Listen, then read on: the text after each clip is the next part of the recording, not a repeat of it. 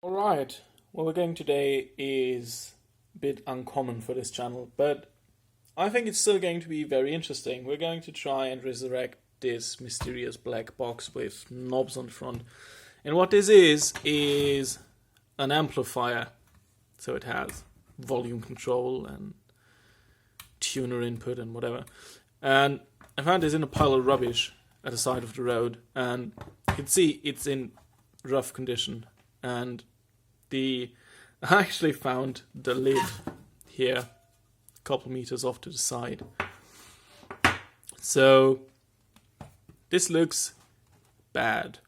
I mean, if you look in here, I think this down there, it used to be an electrolytic capacitor, but I think it would be very interesting to see what sort of damage this sustained and if we can resurrect it. I don't necessarily want to restore this to all its former glory, but we'll just see what we can do. Although, if you look at this would make a very attractive amplifier. It's relatively small and compact. It's got a nice front on it. I like the design a lot. But let's see what we can do. And I think first step is to disassemble all of this and then to have a look. I fully expect to go in there with a brush or something and scrub all the mud off the circuit board. But we'll see. I'll disassemble this a little bit further and we'll see. Alright, after taking out all of these screws and various bits, we end up with two things. First, we have the chassis with the power switch, the cable, and the power transformer that unplugs from the main board. And we end up with disassembly that basically has the input board, look at how crusty that is, the input board, the power supply section, the actual amplifiers, heatsinks, outputs, and sort of the front panel. First thing I'm going to do is I'm going to clean this up a little bit, and then we're going to see if this transformer still works. Because as you can see, it's not looking all that promising. Right, I have this cleaned up a little bit. We've got our power switch here. I checked the fuse for continuity. This shouldn't give us much trouble. I'm going to switch it on here. Going to depress the power switch. We can hear the transformer coming on. Let's see if we have any sort of output voltage. We have about 20 volts here. No, this is AC. I'm not really sure if I like this meter yet, and its auto range switching feature. So both of these are 20 volts AC from that point. I suspect this might actually be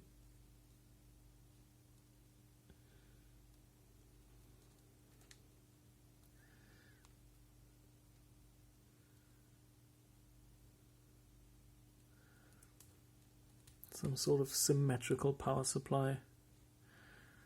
Maybe blue is the center tap.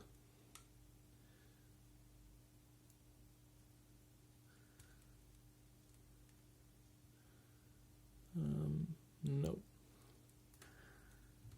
I don't really understand that yet, but we'll figure it out. So the two yellow ones, they have about 40 volts AC between them. Then the blue and the brown, 29. Well, we're going to go further with this. We probably have to ohm this transformer out and see how it's all laid out internally. But for now, it didn't blow the fuse. It's running relatively quiet. I think this transformer might actually be okay still.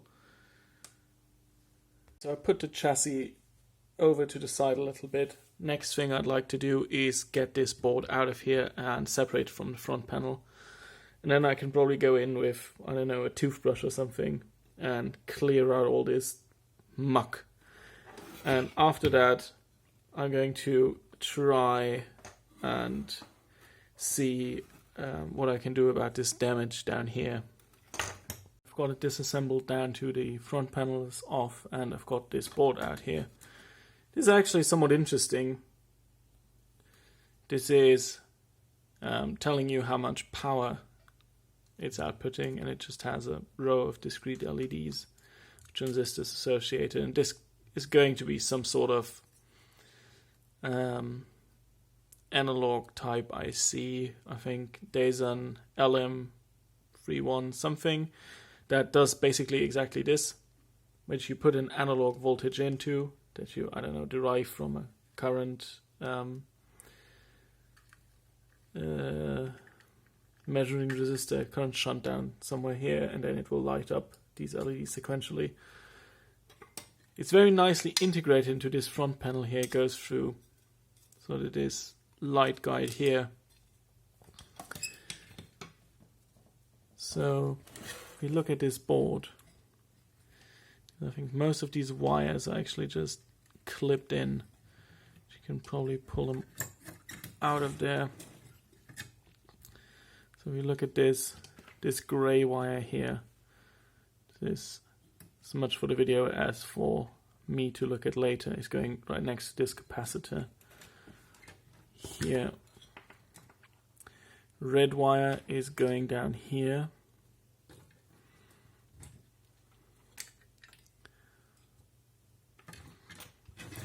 And the yellow one is going up here to the front panel. Actually coming down to this point right next to the power switch here. Now we have this input board here separated out. These down here might actually be single inline operational amplifiers. I've seen those before. But yeah, you can see this is not in the best of shapes. Unfortunately, this is soldered in on both sides, so I can't really easily separate that. I would have to unsolder the wires, which I might choose to do later. The next thing I'm going to do is take off these heat sinks here for these two big, I think, power amplifier modules, and we'll have a look at the type of these, and we'll just hope that it's something that you can get a replacement for. It's actually kind of neat. This whole heatsink assembly is one piece that I think is extruded like this, I suppose, though I'm not sure, but this is kind of nice. So the two amplifiers actually share the heat they produce. Alright, I've got this all disassembled as much as I'm going to for now. So I'm pretty sure the board sustained some major damage down here. And what I'm going to do now is I'm going to take note of what capacitors are in here. This is a 50 volt at 220. This is the same 50 volt at 220. This is 35 at 3.3. 35, same here. And then this is another 220 at 35. These smaller ones here. This is 22 at 35. 47 at 10. And what's this down here? This is a 2.2 at 50. This is a 47 at 10 and a 2.2 at 16. This up here is a 2.2 at 16, another one. So these are all the capacitors on here. And forget this one down here. It's also a 2.2 at 50. So I'm going to take all of these off because we can be sure that these are all going to be bad. And there's no schematic for this available. This is why I'm documenting everything here. Also, if you're following along, you don't have a schematic, it's better that you know what these values are so you can replace them. After I took all of these capacitors off, I'm going to take, I think, a toothbrush, and I'm going to scrub this board completely. And after that, we can probably assess what sort of damage this sustained. Alright, so here we have the board a little bit more cleaned up than what we had before. And how I did this is I just scrubbed it under running water for a while. After that, I immersed it in isopropyl alcohol and scrubbed it some more. And the isopropyl alcohol has two purposes, really. The one is it will take up any alcohol-soluble dirt that's on there that didn't dissolve in the water before. And second is it will also dissolve the water that I used to clean it, so we won't get too much corrosion. After I did that, I took it out of the isopropyl alcohol. I put it into isopropyl alcohol a second time to get out all the remaining water, and then scrubbed it a little more. And most of these things are not too concerning. There's a resistor down here marked R88. You can see up there. That is completely destroyed from the looks of it. And since I don't have a schematic, it's not going to be all that easy. What I'm going to do, I'm going to pull this out, and I'll just hope that I can pull it out in one piece, and then I'll try and measure what resistance this is, because I hope it's at least close to what it should be, and then I'll replace it with that. These diodes here, yeah, they look a bit crusty, but they should be alright. Some of these resistors seem fairly corroded. Also, a couple of the diodes don't look so good. This one looks perfect, though. I'll test all of these. I'll pull out the rest of the capacitors, replace some stuff, and then we'll see. As soon as I touched that resistor, it crumpled it to non-existence. I looked at the data sheet for these. These are HA1370s, both of them. These are actually still available as replacements, which is good. I looked at what I could find as a data sheet for these, and I think from the connection this is connected on one side to ground, on the other side it's connected to one of these capacitors that goes to pin 1 on the IC, which is the output pin. So I think this is some sort of either tone control or feedback circuitry, something like that. Alright, it's a little bit later. I've got all of the capacitors changed, most of the other components checked. That resistor I broke off down there that was so badly corroded, I swapped this with a 10K for the moment, and I'll just want to see if this just immediately goes up in smoke because there's 100 volts on it, or if this stays relatively cool before I put something lower in there, because if this is, I don't know, a bleeder resistor for this capacitor, and I put a 10 ohm in here, we'll get into some trouble. Also, recapped and checked most of the components on here. Didn't check the transistors, didn't check this chip, didn't check the LEDs. But I checked most of the things on this board, except for the op amps and obviously these big modules here. And I think what we're going to do now is connect this back here, take these outputs here and connect them to my test speakers that are off to the side of the bench. These are relatively handy when you're working on stuff like this. Then I'm going to clean up here a little bit, and then we're going to turn the thing on and plug a signal generator into these inputs and see if something's happening. One additional thing to note here is that these capacitors are a lot smaller than the ones that were originally in there. This is temporary. I have the right size on order. I didn't have any capacitors that were that big. or had that large of a capacity, I should say. I don't mean the physical size, I mean the value. I have these on order, but if we substitute them for some smaller ones, the only thing that this will possibly do is give us a little more hum for the moment. Because these are the main power supply filter capacitors, so this shouldn't be too much of an issue.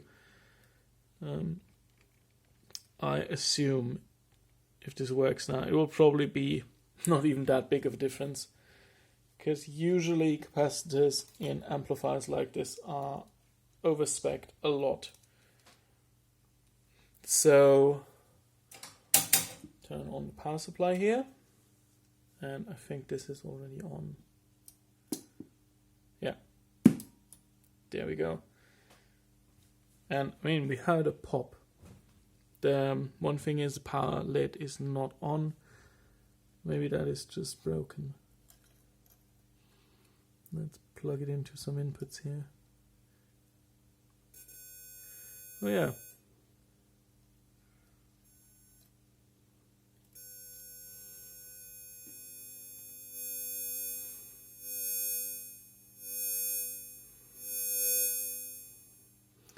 So that seems to be working.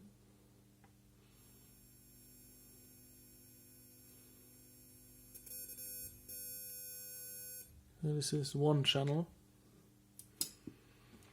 I'll just clip the speaker over to the other channel. We'll see if that works as well.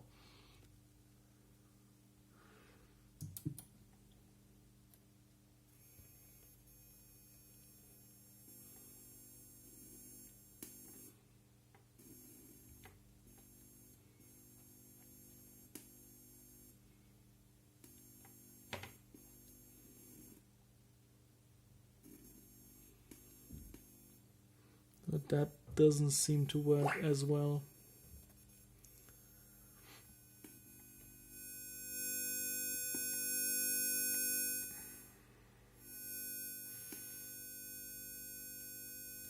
This, what I'm turning here, the inner shaft that you can't see, is actually the balance knob. I mean, it is working, but it's much quieter than the other one. I suspect this might have to do with this resistor down here that I swapped. Or something else is broken. Well, first of all, I'll see if I can replace this power lid. And then I'll try and put a different resistor in here. Because overall we seem to be about right with the magnitude. I think 10 ohms would be very low, so they're obviously not copying the example circuit from the datasheet. Right, as you can see, I replaced the LED. I didn't have exactly the same color LED. This is and the plastic is a little more tinted towards orange, but luckily enough, you can still see it, at least if it's aligned properly, fairly well through this filter.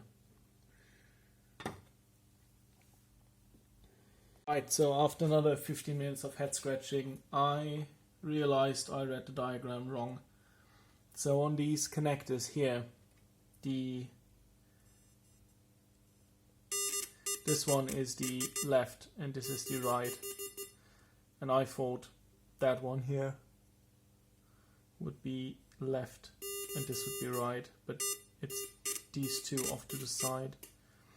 So this amplifier is working again now. All that's left is to put it all back together. So we've got our amplifier working now, back to some of its former glory, I think. It's still looking pretty rough, but what I'll do is I'll test this for a while now, while I'm waiting for the electrolytics, the main filter caps, to come in. Although I tested this, it doesn't really hum even with the smaller caps. But as soon as they'll come in, I'll replace them, test it for another bit, and if I deem it acceptable, if this sounds good enough to me, I might clean this up, replace all the missing screws, and maybe put some RCA inputs on the back, because I really don't like these, and these speaker connectors are also pretty rubbish. For the speaker connection, I prefer banana plugs or screw terminals, but these I don't like. So yeah, I'll call this a partial success so far, and I'll probably release another video as soon as I have the filter caps changed, and once I have decided what will happen to this thing.